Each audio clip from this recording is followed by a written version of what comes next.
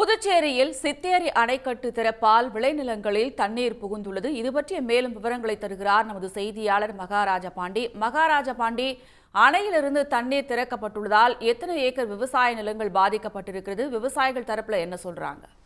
கண்டிப்பாக புதுச்சேரியில் பெரிய அணைக்கட்டாக பாவூர் சித்தேரி அணைக்கட்டு உள்ளது. இந்த சித்தேரி அணைக்கட்டு என்பது கடலூர் எல்லை பகுதியில் அமைந்திருக்கிறது. அதாவது தென்பெண்ணை ஆற்று கரையோரத்தில் அமைந்திருக்கிறது. தென்பெண்ணை ஆற்றில் ஏற்பட்டுள்ள வெள்ளப்பெருக்கின் காரணமாக சித்தேரி அணைக்கட்டு தனது முழு கொள்ளளவை எட்டியது. இதற்கு காரணமாக சித்தேரி அணைக்கட்டு முழுமையாக திறக்கப்பட்டிருக்கிறது. இதனால் உபரி நீர் பெருக்கெடுத்து காற்றாற்று வெள்ளம் போல் பாய்ந்து ஓடுவதை தான் தற்போது நீங்கள் நேரடியாகவே பார்த்து கொண்டிருக்கிறீர்கள். புதுச்சேரி அருகே எல்லைப் பகுதியில் இருக்கும் தென்பெண்ணை ஆற்றின் வெள்ளப்பெருக்கும் சித்தேரி அணைக்கட்டில் உபரி நீர் திறப்பால் இந்த இரண்டு வெள்ள நீரும் பாவூர் பகுதியை சுற்றி இருக்கும் ஊருக்குள் புகுந்ததால் பாவூர் பகுதியை சுற்றி இருக்கும் 20க்கும் மேற்பட்ட கிராமங்களில் வெள்ளம் நீர் புகுந்து விளைநிலங்கள் முற்றிலுமாக பாதிக்கப்பட்டிருக்கிறது. இது மட்டுமல்லாமல் இந்த 20 கிராம பகுதி மக்களும் இங்கு உள்ள பகுதியை கடந்துதான் கடலூருக்கு செல்வதற்காக இங்கு உள்ள தரைப்பாலத்தை அவர்கள் பயன்படுத்திப்பட்டு வந்தார்கள். தற்போது இந்த தரைப்பாலத்தை ஆர்ப்பரித்து காற்றாற்று வெள்ளம் போல் சித்தேரி அணைக்கட்டிலிருந்து உபரி நீர் கடலூருக்கு பாய்ந்து செல்வதால் இங்கே புதுச்சேரி கடலூருக்கு இடையிலான தரைப்பாலம் முற்றிலுமாக பாதிக்கப்பட்டிருக்கிறது. புதுச்சேரியிலிருந்து கடலூருக்கு யாரும் செல்ல முடியவில்லை, கடலூரிலிருந்து புதுச்சேரிக்கு யாரும் செல்ல முடியவில்லை. அந்த அளவுக்கு பாதிப்பு அதிகமாக இருக்கிறது. ஏனென்றால் இந்த 20 கிராமத்தை சேர்ந்த கூலி தொழிலாளிகள், விவசாயிகள் இந்த பகுதியை தான் தற்போது அவர்கள் போக்குவரத்துக்கு மிகவும் பயன்படுத்தி வந்தார்கள். ஏனென்றால் புதுச்சேரியை சுற்றி அவர்கள் போக வேண்டும் என்றால் மிகப்பெரிய கடினமான சூழ்நிலையாகும். தற்போது அவர்கள் தரைப்பாலம் முற்றிலுமாக முன்னிறுத்தி செல்வதால் எங்கும் செல்ல முடியாத சூழ்நிலை தான் இருக்கிறது. இதேபோல் விளைநிலங்களும் முற்றிலுமாக பாதிக்கப்பட்டிருப்பதால் விவசாயிகள் பெரிதும் அவதியடைந்திருக்கிறார்கள். அவர்கள் இன்னும் ஒரு 3 மாதத்துக்கு வெள்ள நீர் வடியாததால் நாங்கள் அடுத்த கட்ட நிலைமைக்கு செல்ல முடியாது, விவசாயம் செய்ய முடியாது என்ற ஒரு சூழ்நிலை தான் இருக்கிறது.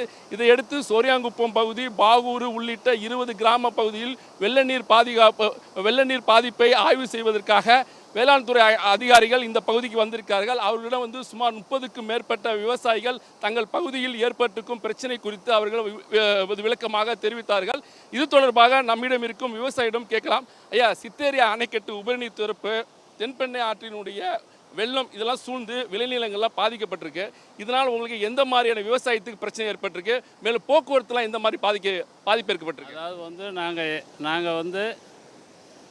நாங்கள் இந்த வழியாக தான் போய் ஆகணும். அது வழி போக்குவரத்து பாதிப்பட்டது. ரெண்டாவது குருவினத்தம், சோரிங்குப்பம், இருளஞ்சந்தி, பாகூர் எல்லா ஊர்லேயும் தண்ணி ஊருக்குள்ளே சுந்துட்டு எங்களை போட்டு வச்சு தான் எங்களை வெளியாற்றி கொண்டாந்து ஒரு மண்டபத்தில் சேர்த்தாங்க.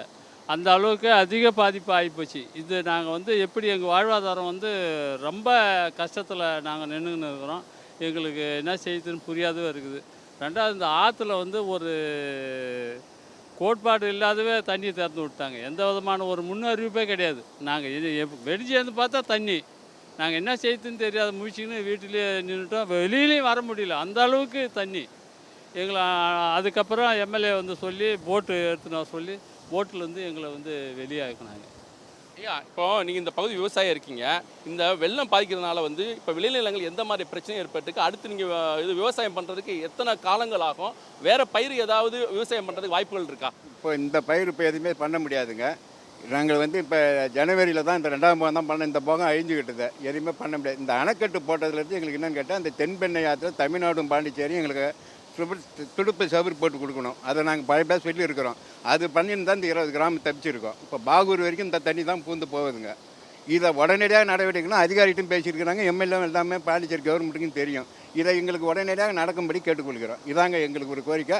ஆக விளைநிலையும் இப்போ எங்களுக்கு பண்ண முடியாது. விவசாயி நாங்கள் ஜனவரி தான் பண்ண முடியும். இப்போ எதுவுமே பண்ண முடியாது, அழிவே போச்ச பயிர். நாங்கள் என்ன பண்ண முடியும்? அதிகாரிகள் அதாவது புதுச்சேரியில் எத்தனை ஹெக்டேர் விளைநிலங்கள் இருக்குது? இந்த மழை வெள்ளத்தில் எவ்வளோ பாதிக்கப்பட்டிருக்கு? அவங்க திரும்பி பயிர் செய்வதற்கான வாய்ப்புகள் இருக்கா? புதுச்சேரி பிராந்தியத்தில் மொத்தம் 5400 ஹெக்டர் வந்து முழுமையாக தண்ணி சூழ்ந்துள்ளது. அதில் 4200 ஹெக்டர் சம்பா நெல்லும் இதில் உள்ளடக்கம்.